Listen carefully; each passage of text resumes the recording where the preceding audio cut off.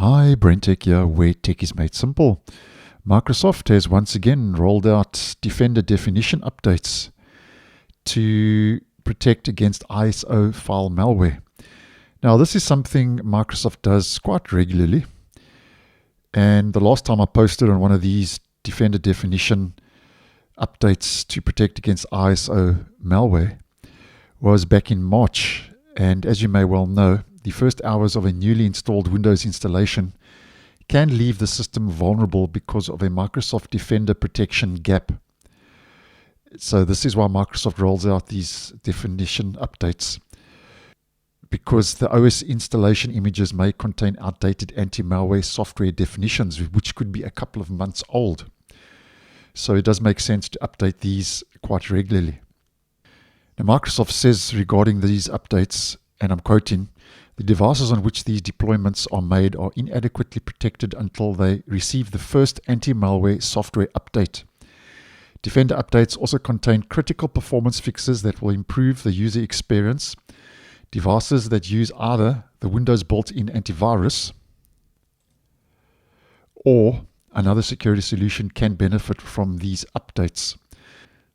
Now, if we just head over to the support document, here we can see it applies to Windows 11, Windows 10, and those different editions of Windows Server.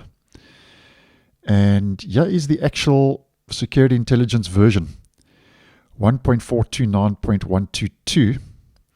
And if we have a look at my virus and threat protection settings and the protection updates, I'm sitting on version 1.429.200 as of earlier today. So that's slightly behind, but nonetheless it is better than being a couple of months old. And here are the different sizes: ARM64, 78.2, 32-bit, 128 megs, and 64-bit, 132 megabytes. And the update process requires using PowerShell.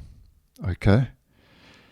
And you obviously need to have a bit of technical know-how how to do this. And Microsoft has provided the details in this post, which I will leave linked in the description if this is something you're interested in or would like to try out or actually need reference to because of the ISO definition updates for Microsoft Defender.